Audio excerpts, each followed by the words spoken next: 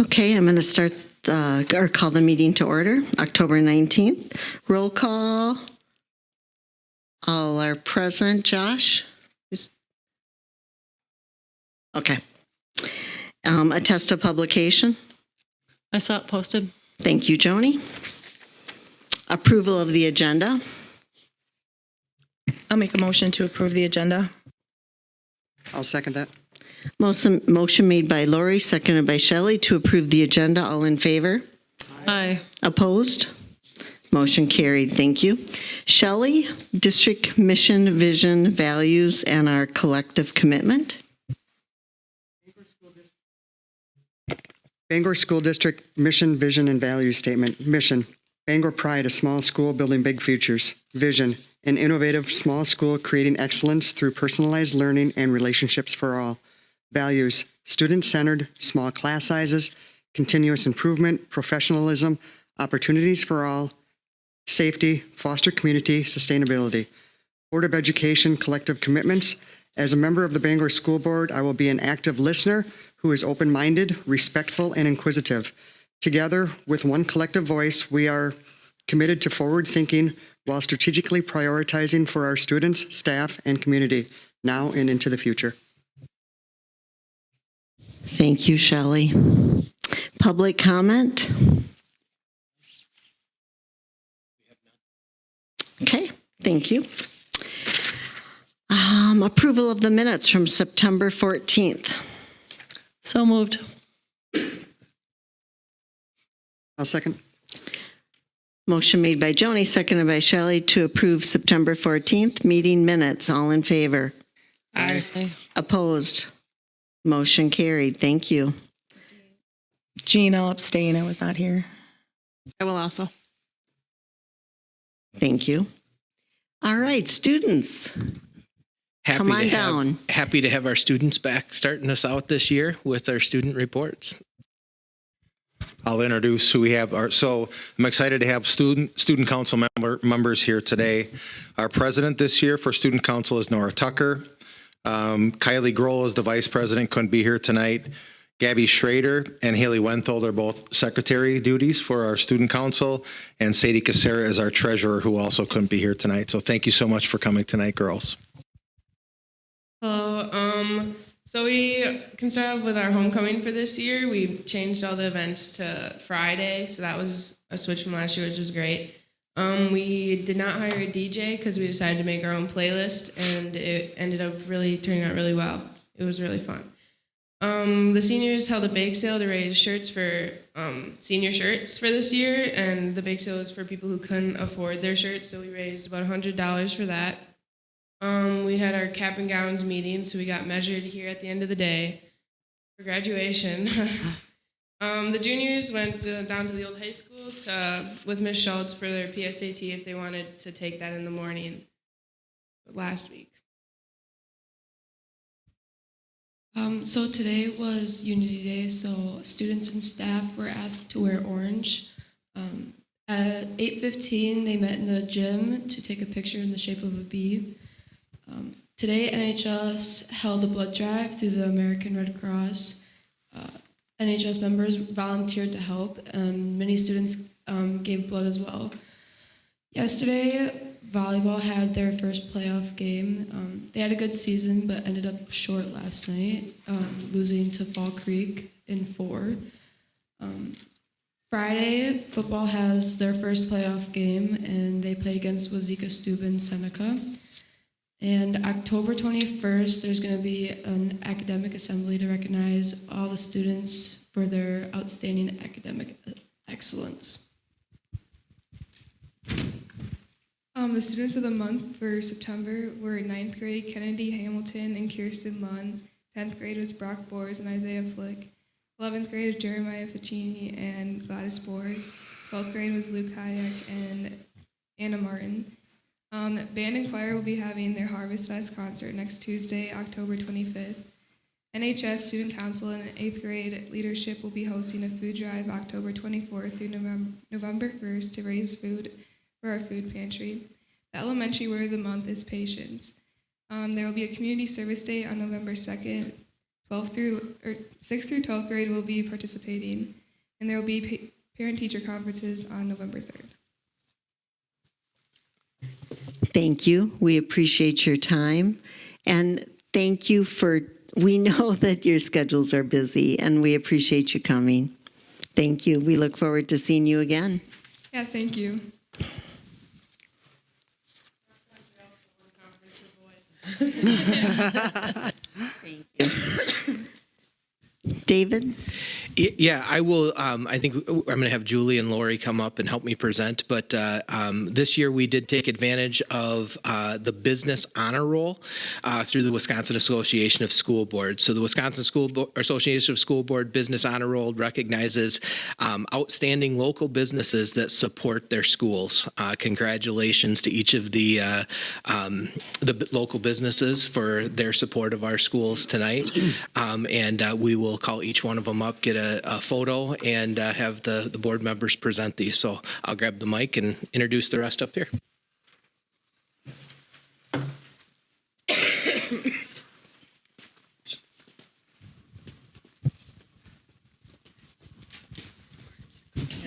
So one of the things I learned quickly as superintendent / transportation director is the fact that our buses take a lot of maintenance.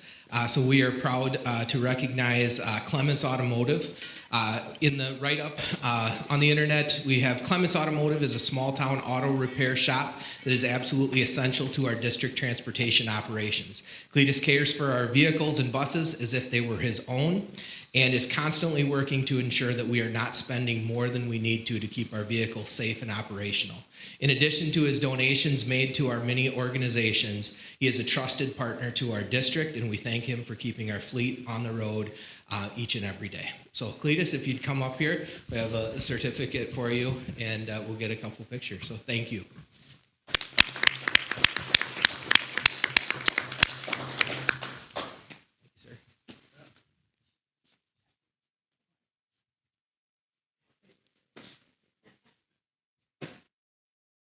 Get right in the middle.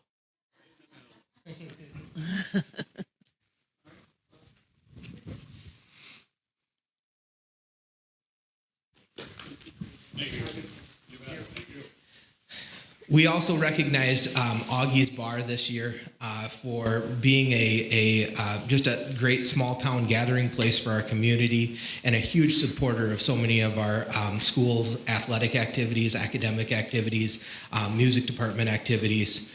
In addition to the donations that they give on a regular basis, they've helped tremendously with the food pantry and gifts for families at Christmas time.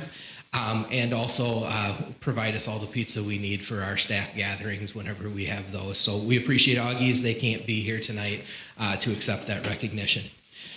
Next on our list is the Bangor Lanes. Bangor Lanes is a longtime partner with the Bangor School District, providing not only financial support, but also providing a venue for learning and fundraising in their bowling alley. This community gathering place is a huge supporter of the Bangor Pride, and we thank them for their contributions to the district.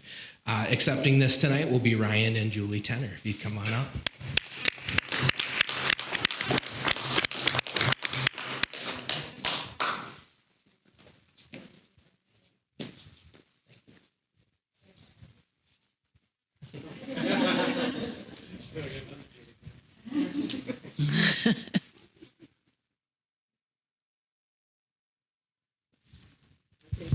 Thank you, Ryan and Julie. And the next recipient is the Riverbank. Riverbank is a strong financial partner of the district, providing support for our accounts at competitive rates. They're also an important sponsor of our school activities and are actively engaged in supporting student needs through donations to the district. We thank the Riverbank for their contributions to the Bangor School District. The day that I actually went to present them the certificate and ask them to join us at the board meeting, they were on the floor behind the desk decorating for their homecoming spirit float. So we appreciate that partnership. So representing Riverbank, Kim Shockey and Lindsay Wood.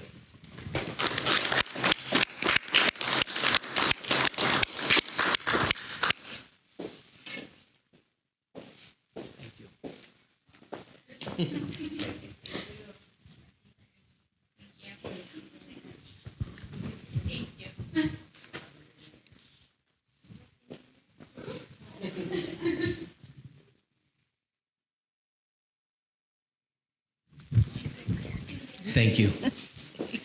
And last, but definitely not least, we have the First National Bank of Bangor. First National Bank of Bangor is a strong financial partner for the district, providing supports on our accounts at competitive rates. Their sponsorship and support of school activities are greatly appreciated.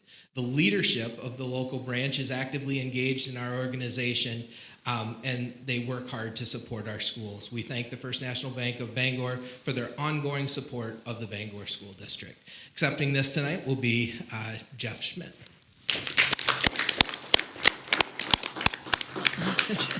Thank you, sir. Appreciate it.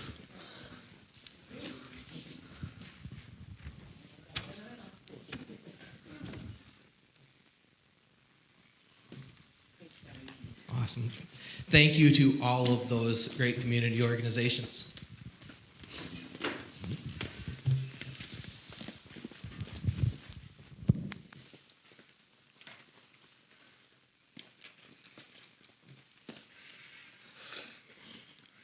All right, I'll keep it moving then. The next item on the agenda is just a real brief referendum planning update. In your board packet, there is just basically one slide. Kevin was planning on being here tonight and then had plans change at the last minute. But we did just put together kind of a list that I'm not going to read through in its totality. Since our August meeting when approval of the resolution occurred up until now, the number of projects that we have been working on and getting the communication out to make sure that folks understand what is on the ballot on November 8th. There will be a district mailer that we will give the final approval to tomorrow after this meeting tonight, just on a reminder and hopefully a change in the debt levy. And then there will be a press release on that change as well coming out. Anything else that emerges between November and 8th, we are meeting weekly to make sure that we are on top of answering those questions, putting any new questions in the question and answer section of our website. So you can just see that list. Any questions on that? Perfect. Okay. Thank you, David. Next on the agenda, Board President's Report. The State Education Convention for school boards is January 18th through the 20th.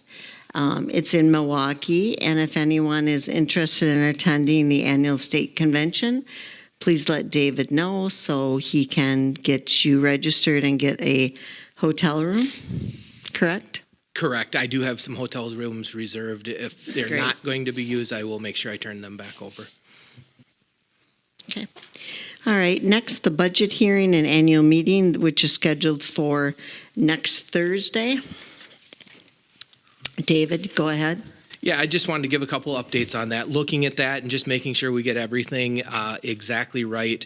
I am using board docs for the first time this year to put the meeting schedule and everything together and getting it out and getting it posted, all those types of things. So it will still be paper copies just like there's always been. It will look very similar. It will just be through that board docs format.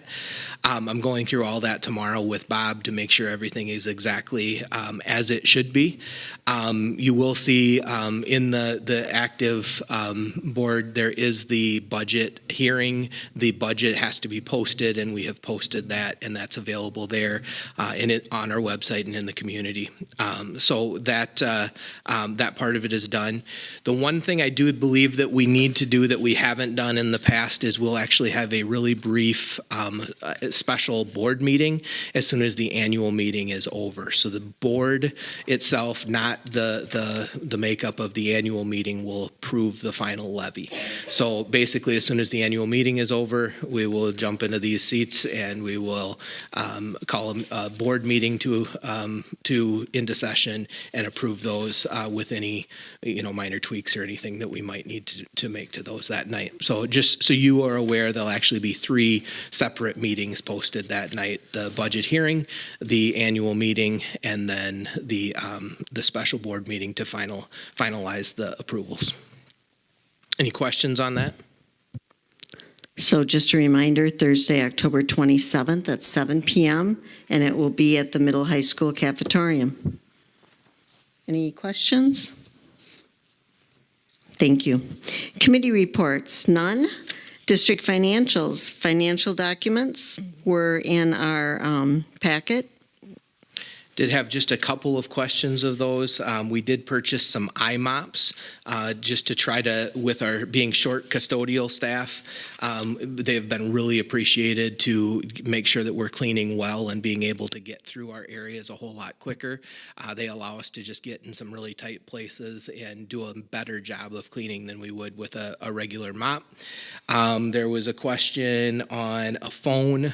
We did have a phone broken during PE class that was doing exactly what it was supposed to be doing, which was hanging in the caddy, and a ball hit it and broke it. We felt that because the student didn't do anything wrong, we needed to reimburse for that.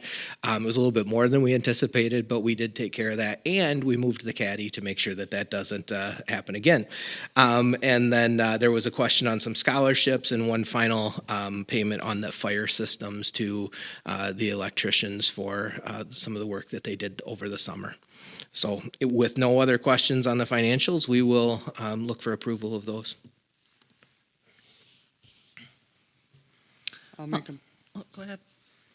I'll make a motion to approve the financials as presented. Second. Motion made by Shelley, seconded by Joni to accept the financial documents as presented. All in favor? Aye. Opposed? Motion carried. Thank you. District reports, review of the third Friday count data. Yeah, one of these things that I learn is that I am still very much learning how all of these numbers come into play and what they mean. So instead of just providing you the 13, what the FTE count is for our district, as opposed to the actual head count. And in the description there, it obviously goes into the head count is the number of students we actually have in seats and being educated on a daily basis. The FTE, when we calculate that, it is a financially funding related calculation.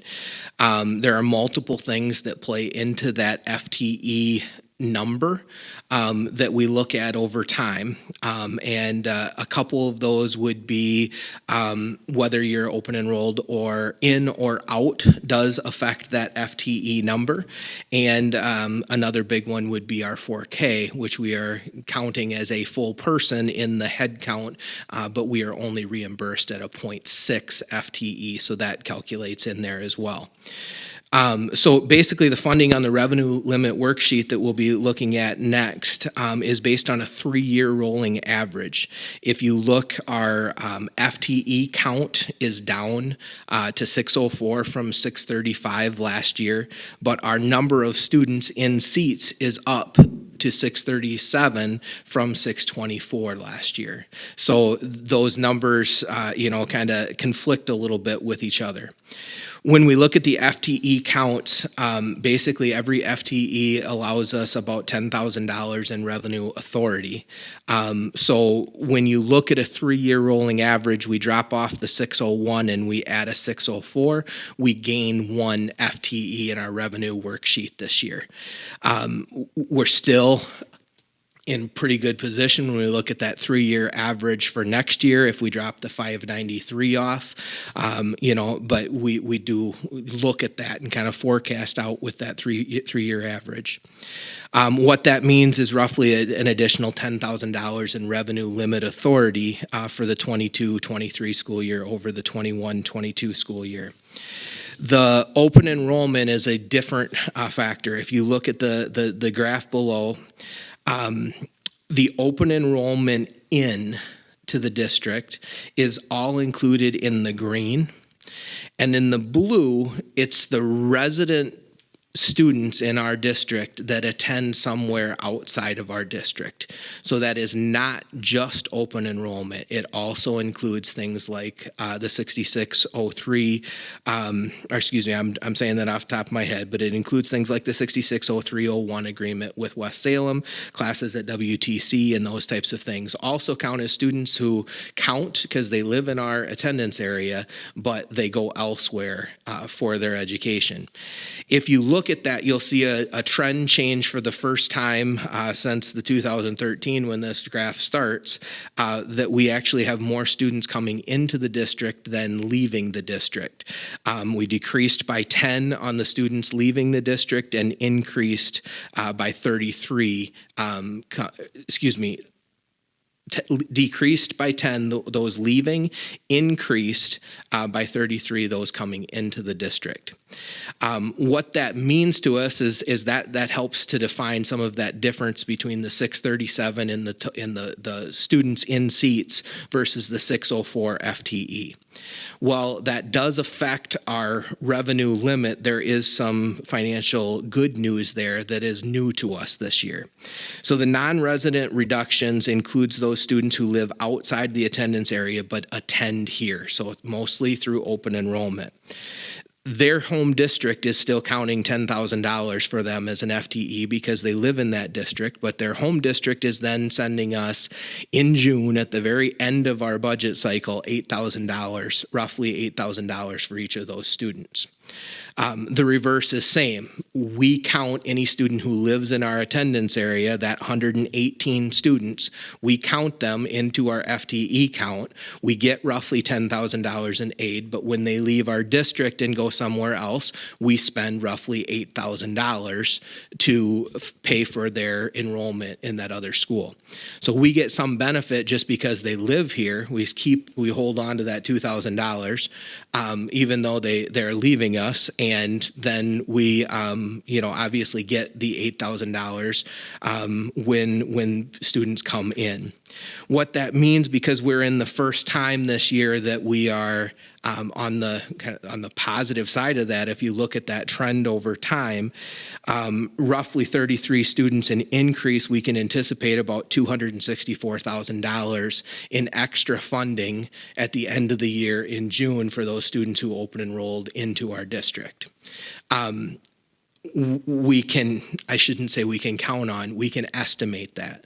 The estimate means that if that student decided for some reason to no longer open enroll mid-year, it's prorated for the amount of days that they were here. Vice versa, somebody who's open enrolled out could come back in and we would count them as a full. There's a calculation that happens at the end of the year to do those types of things. So when we look at our budget and we look at our revenue worksheet at the next thing, the open enrollment that roughly we're saying about $200,000 that we're penciling into our budget, an extra, never extra money, but in additional revenue from the open enrollment this year, we're budgeting for about that $200,000 coming in. And we're budgeting for that $10,000 revenue limit authority increase with the FTEs. So both of those are good news. Both of those help us plan for how we, educate more students in our seats than we had last year. I wanted to kind of break that down. I'm happy to entertain any questions or anything about that. It's complicated. I'm trying to make it as simple as I can on the why, and being able to see it in context for me is important. Why is this different over time? But obviously, understanding the FTE count, understanding that the open enrollment revenue that should come our way is not part of the revenue worksheet. The one change in FTE is part of the revenue worksheet. Obviously, that will lead into the conversation that we have in the next budget item. Any questions or anything on enrollment? Good trends. Happy to see those trends. Would like to make sure that FTE count and continues in our favor as well. All right. Thank you. David, you can keep on going. All right. Well, thank you. I included in your packets on the board side, and there should be in your paper packets as well, 3 revenue limit worksheets. The first revenue limit worksheet is 2122. It says that in the bottom right-hand corner as well. We should have, Gene does a great job of this. I should have been forward thinking enough to have you printed on 3 different so you could kind of compare them next to each other.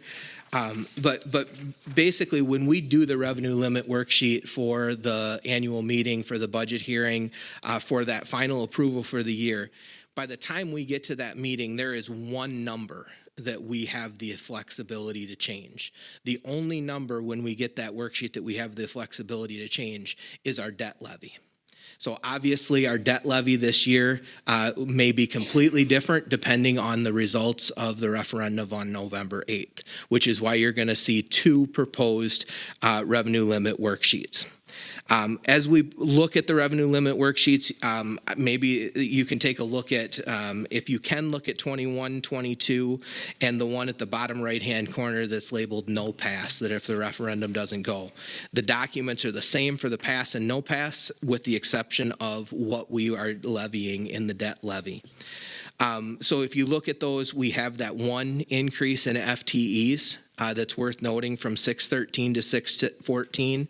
That's on the left-hand column, about 2/3 of the way down. That moves up to kind of the top right-hand corner when you see that $10,000 per FTE and how that funding works out. If you scroll down on that left-hand side to the very bottom, you will see that in 2021-22, the equalized valuation of our district was $356 million and some change. This is the last change that we got that was official. So this last change that we got showed that equalized value of our community is now 397 and some change. So larger base distributes the money further. That goes up for 2 reasons. One, we know that our taxpayers have seen, many of our taxpayers have seen reassessments and their values have changed on their properties. We also know that there are new properties coming on to the tax bill. And every time a new property comes onto the tax bill, that helps distribute the tax base over a further area. So those new properties are incredibly important to that formula as well. But you'll see that change there.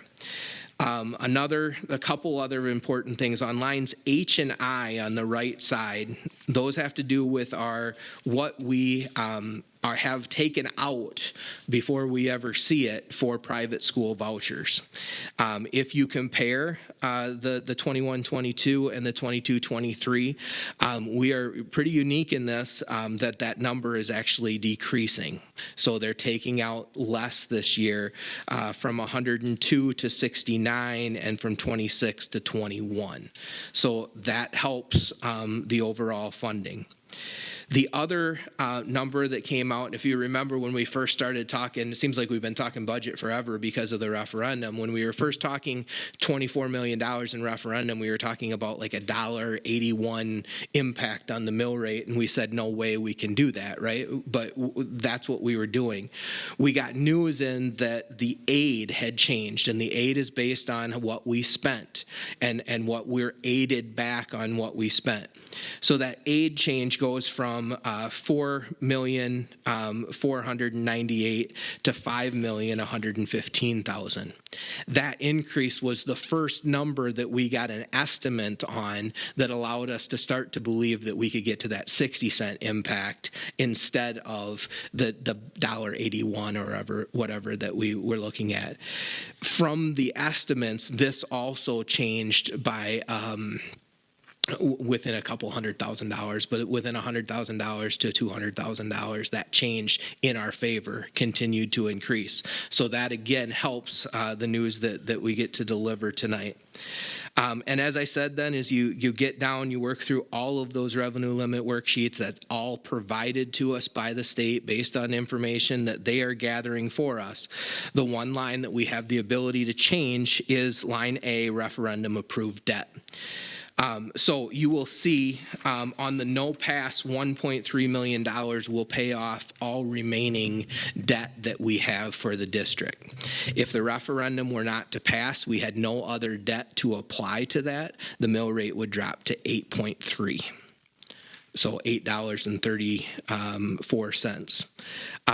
If the referendum passes, if it is successful on November 8th, instead of the $10.37 we have been communicating to the community, that 60-cent increase over what we were paying this year, we are looking at a $9.50. So actually a decrease of 37 cents from our current rate and 87 cents better than we had anticipated.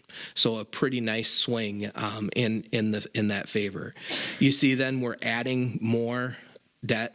Debt levying. We're using that debt levying authority to start to address the new debt at a faster rate than we were originally going to be able to. Originally, we had talked about taking that 1.3 and holding on to little pieces of that over the next couple years so that we could ease into the debt payments. This will actually allow us to completely pay off the old debt and then get right into the new debt. One of the things that this community has valued, and you guys have worked really hard historically on, that I continue to learn about, is maintaining a stable debt levy for our community. So when we talk about that at the annual meeting, in a week or so, this allows us to slowly step that down and allows us a little bit of protection so that we don't automatically jump back up again in the following year. So it really, working through with Baird, working through what our options would look like, 9.5 is a really good place for us to be. Great net message for the community, taking on $24 million in debt and still being able to lower that mill rate for the community. Questions on those 3 revenue limit worksheets? You'll get more of that at the annual meeting, but obviously I wanted to share that. I do intend to communicate out to our community that that's the anticipated. It's not the guaranteed yet because you have not approved that, but that is the anticipated financial impact of a successful referendum on November 8th. So for those long and tough meetings that we had looking at this referendum, this is a really, really good place, and I'm excited that we can deliver this news to our community, deliver on what we've been working so hard towards, and still drop that mill rate.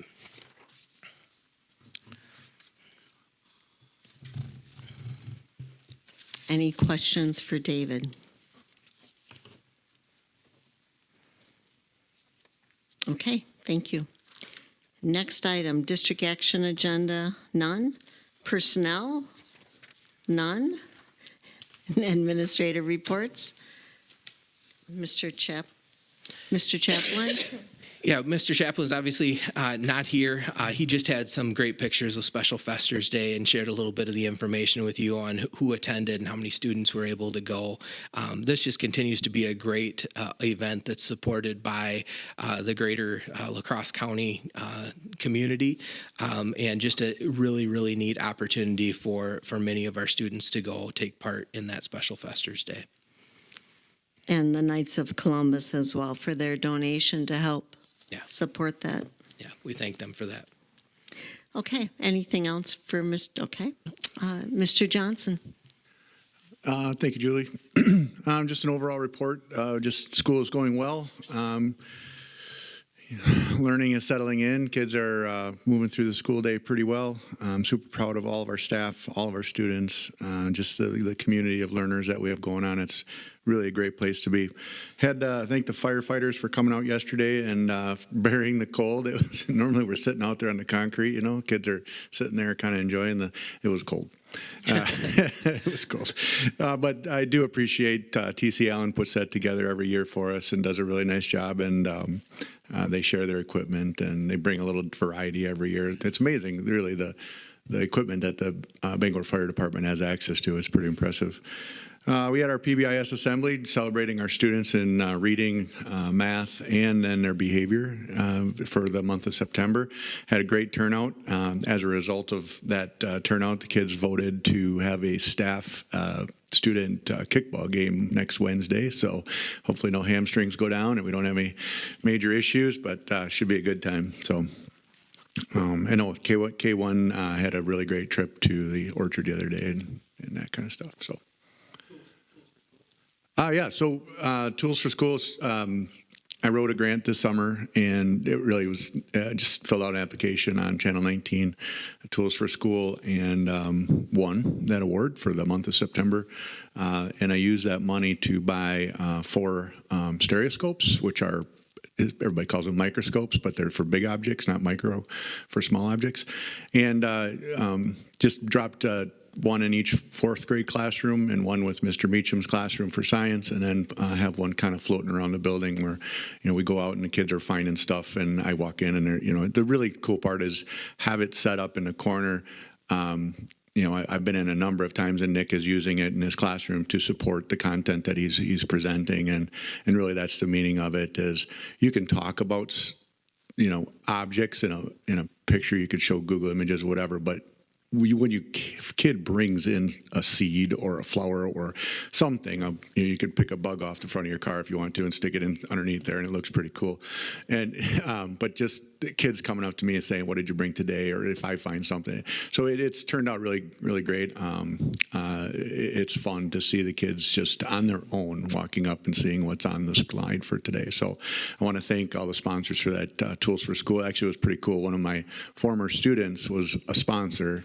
And his brother was there as well for that event. So we got to catch up, and it was pretty special. So, Congratulations, Mr. Johnson. That's wonderful for our schools.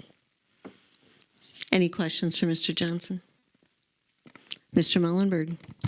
Thank you, Julie. One thing, I had obviously met with student council and they had most of those on there. One thing that they did have on their list they forgot to mention that I would like to point out is our boys cross country team were conference champions. It was 2 years in a row, which is the first time in school history for that to happen. I know the kids and Mrs. Craig were definitely very excited, and I'm excited for them as well. Boys and girls will be running at sectionals this Friday in Osseo as well. So we're excited to see if they can make it to state. Friday, correct.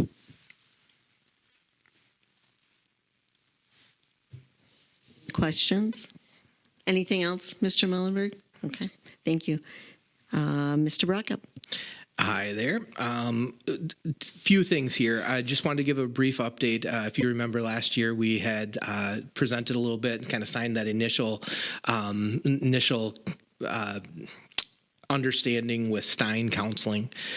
Stein Counseling is in and set up and has a counselor in place for us on Thursdays. We were a little bit concerned that there was going to be some potential expense while we got the counselor to a full caseload. But what we found really quickly is we have filled that caseload incredibly quickly, and I think that we will be within the semester, we may very well be asking to the point where there is a second day of Stein coming in. So that's good for our students in one way, and rough knowing that there are that many mental health concerns going on.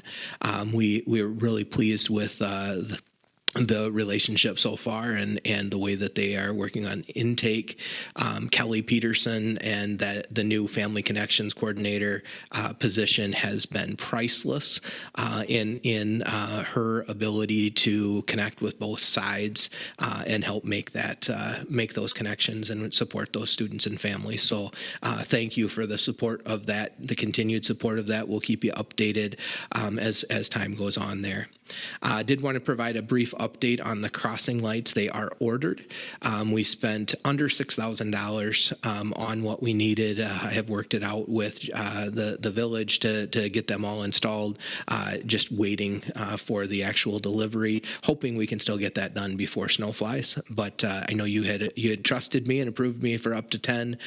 We were able to go back, confirm we had what we needed, and we looked at the bid a little bit closer, and they were including the signs that we already have, so we were able to knock the price down a little bit more through that process. So just under $5 or just over $5 is what the end price was there. I did talk earlier in the year with the Transportation Committee. We'll continue to talk on that. I do have some RFPs out for district vans, and obviously when we talk about the budget, I think at least one van, maybe two this year might be on her horizon. So I have some information out to a number of dealers, just trying to gather information, trying to become more educated so that we're buying at the right price at the right time and those types of things. So I'll keep you posted as that goes on. And then I think realistically, we are on that path for a bus as well to initiate a bus. One of the things that you guys saw Cletus here tonight, and I can't tell you how valuable his relationship is to the district. One of the things we've talked about is, if we can make it happen, if we can buy one bus a year with 10, 11 buses, we don't have a bus on the road older than 10 or 11 years old. When we are waiting every couple of years, all of a sudden our 10 or 11 buses that we have are far older than that, and just like an automobile, or maybe more so than an automobile, the number of little things that he's taking care of for us on a regular basis becomes pretty overwhelming. This year we've seen a number of the windows where the seal has broken, so then we have to replace them because they have to have full visibility, and just things like that is not a bus maintenance issue, that should be happening on a newer bus, but because we're making the old ones hold up a little bit longer, that's just something to be aware of. I will be posting for the November 8th, the night of November 8th, around 8 o'clock. The phone will start ringing here in central office. I'll get a spreadsheet loaded up. We can hang out in the boardroom. We can hang out here or whatever. But I'll be posting for any board members who would like to attend that night. I know that there was a talk. We may even have a snack or two. Obviously, no board action or anything that night, but we can watch the results come in and in real time and talk about what all that means. So that will be on November 8th. Two other things. Again, the Unity Day that was today was just a really neat thing done by the staff. The ladies talked about it earlier. That unity that was never defined here tonight, but it was for kindness, acceptance, and inclusion. And I think just a really important message in our community and in our world right now. Just a visual reminder that no one should experience bullying. So thank you to the board members that got my text and joined us with Orange today. And those that didn't, I feel your pain because I went through my closet last night and had to go shopping. Fully understand that. Last thing on my quick notes today. I don't know how this happens, but the principals get an entire month to celebrate the work that our principals do. And this month they've earned it. They've been working really hard and just as they are every month. So I want to give a big shout out to these two gentlemen and to Jack as well for her work as a principal in public education. It's an incredibly valuable work that you all do, and thank you all for your service to the communities. So yeah, that's all I've got. Any questions for me on my report tonight?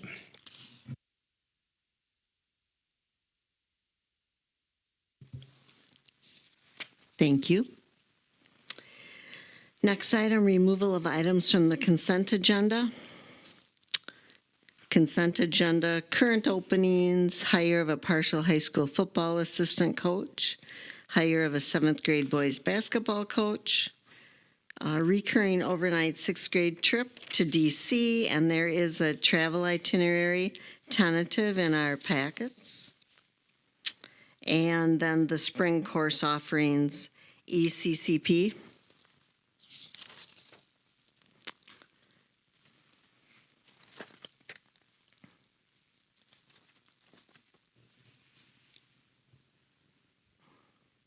There are no questions. I'll make a motion to approve. I'll second.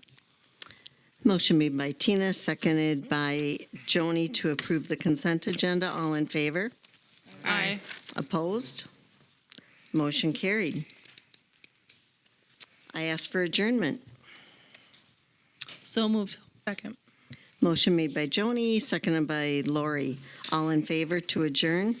Aye. Opposed? Motion carried. Meeting is adjourned. Thank you, everyone.